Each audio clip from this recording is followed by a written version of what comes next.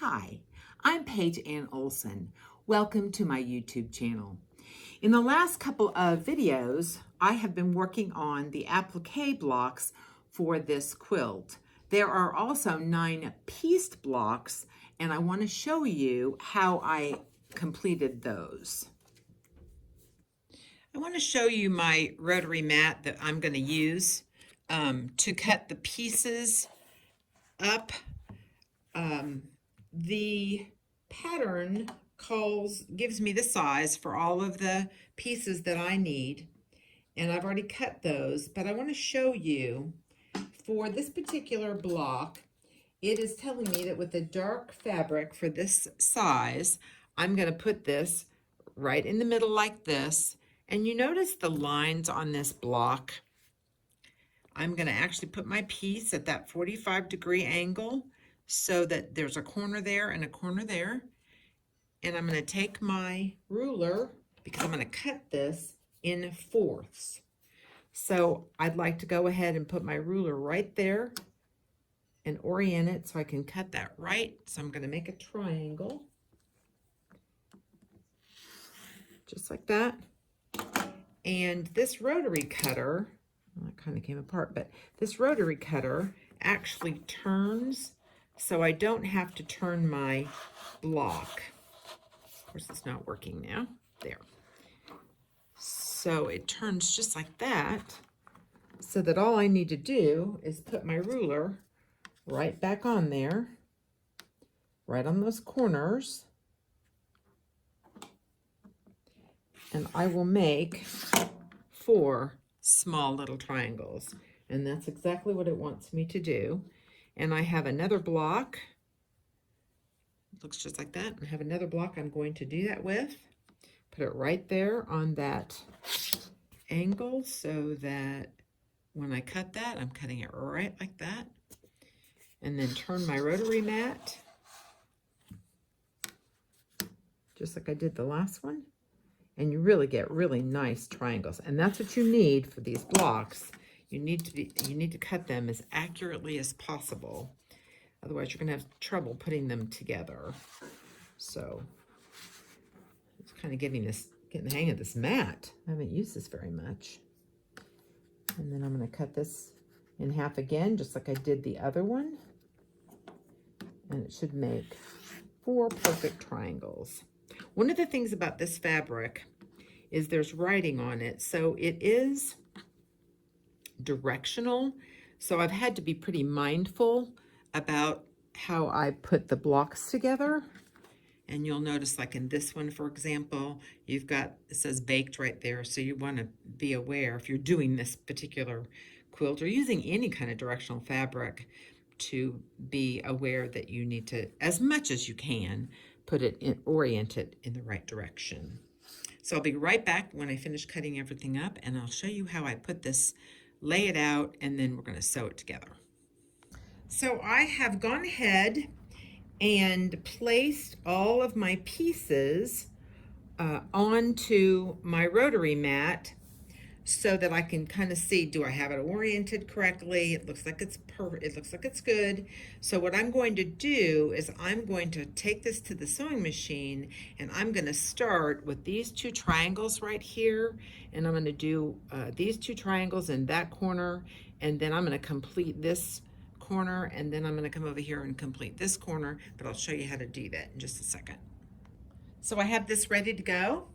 And all I'm going to do is I'm going to take this corner piece right here and put them together. And I'm going to take, using my 1/4-inch seam foot, I'm going to sew right down there. I'll show you how to do that. I'll show you exactly what I'm going to do. Hopefully you'll be able to see this. Using my leader,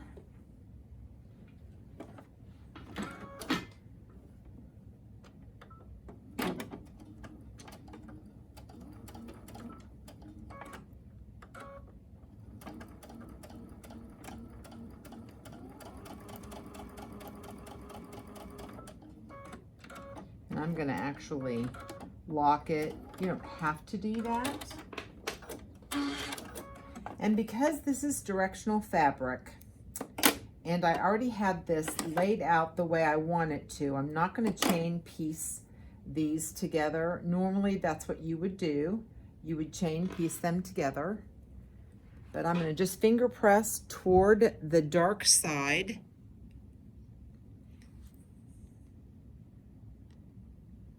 I'm going to finger press toward the dark side, both of them on toward the dark side, and place this back on my mat so I don't get confused where each piece goes. I'm going to do the same thing with this one, just exactly like how I did it with the first one. And I'll come right back and show you what that is going to look like. So I have my two triangles put together. And what I'm going to do now is take both of these pieces that I have sewn over to my ironing station, and I'm going to press these down, starch them to get a really nice flat seam, and then I'll come back and you'll see what I do next. So I have pressed my triangle together. This is what it looks like on the back side, and cut my dog ears. And the next thing I'm going to do is put my corner like that. And I'm going to take a seam right down here, 1/4 inch. And I have my length set small, like a 1.8. You could even do a 1.6 if you wanted to, which will help take away the necessity of doing a back stitch. I kind of do it by habit, so I do it without thinking about it. But if you have a small stitch length like that, chances are really good it's not going to come apart on you. So once I've sewn this square on, this is what it looks like. Oops. So I've sewn that square on. I'm going to take it to the ironing station, and I'm going to press the seam to the dark side and cut that dog ear, and come back and put the other corner, the other triangle, just like that. And I'll show you what that looks like as soon as I get that done.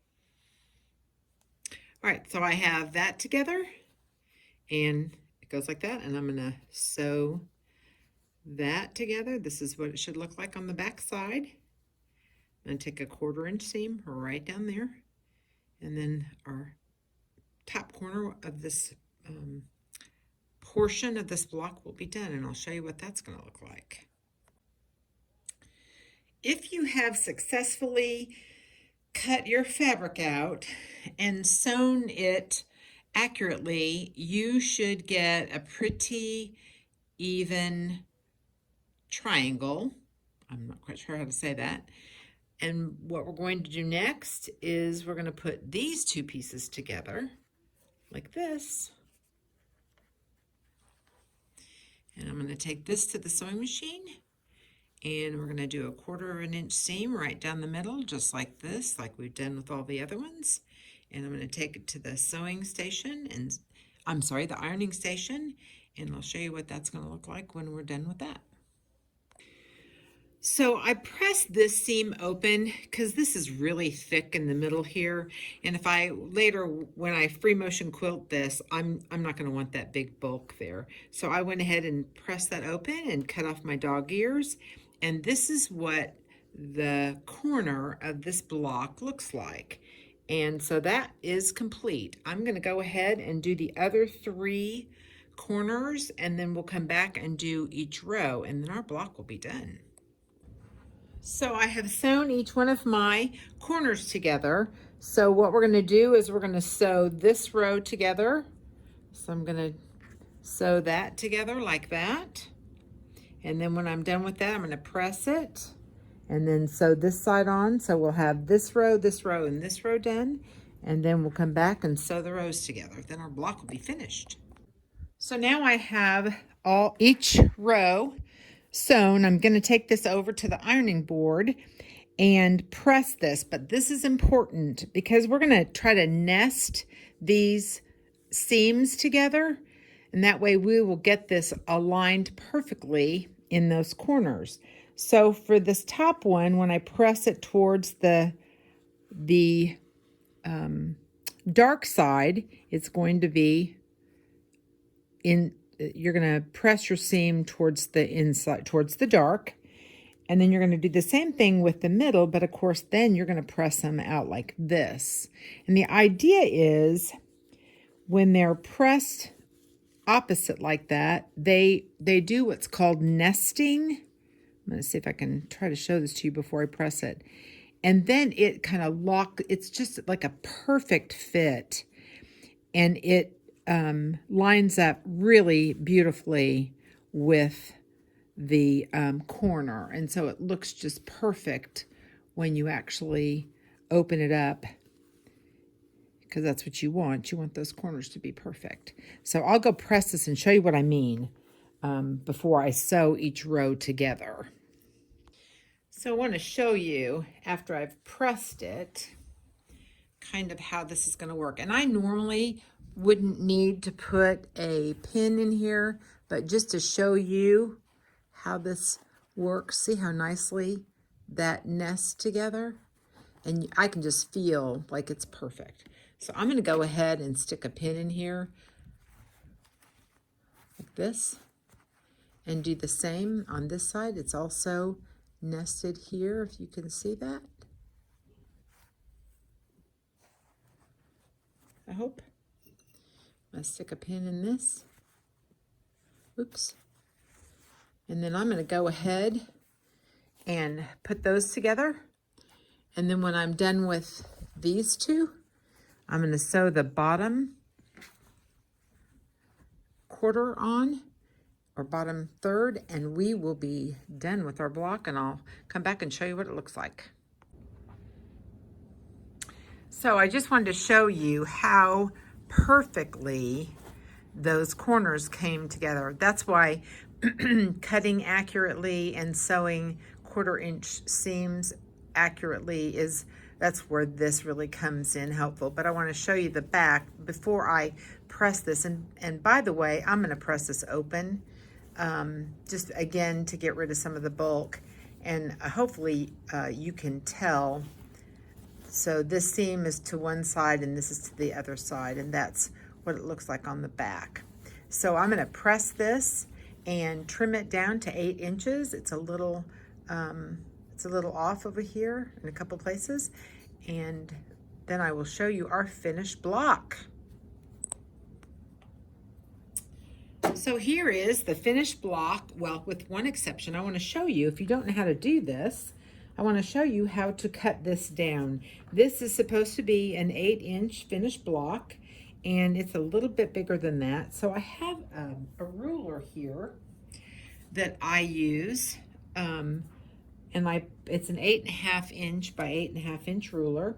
So because we only need 8 inches, I'm going to place the ruler onto the fabric. Hopefully you can see this kind of. Let me see if I can orient this a little bit closer for you. And then you might be able to see over here where I have the extra. And so I have it 8 inches by 8 inches. And I'm just gonna take it off just like that. And then I'm just gonna turn it around and put my ruler, my 8-inch ruler, right on there. And you know, if you're off a little bit, and I mean a little bit, I can usually kind of fudge it, because cotton is somewhat forgiving and a little stretchy. Sometimes you have to make those seams work. And this should just about be a perfect 8-inch square. And then we'll cut this off right here, like this. Oops. And even if you don't take very much off, you're just going to take a little off so that you can have that perfect 8-inch square. That didn't quite come off on that side.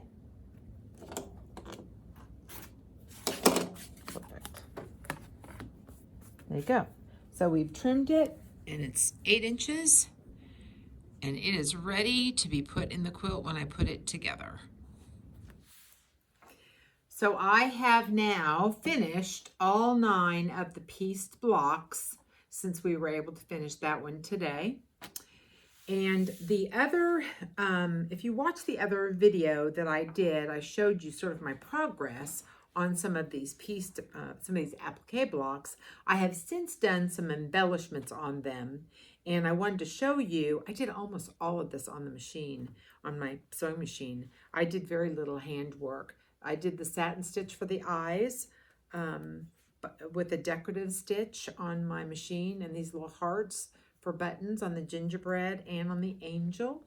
And I did their satin stitch on her mouth, and just some decorative stitches on the little train, and the eyes on the snowman.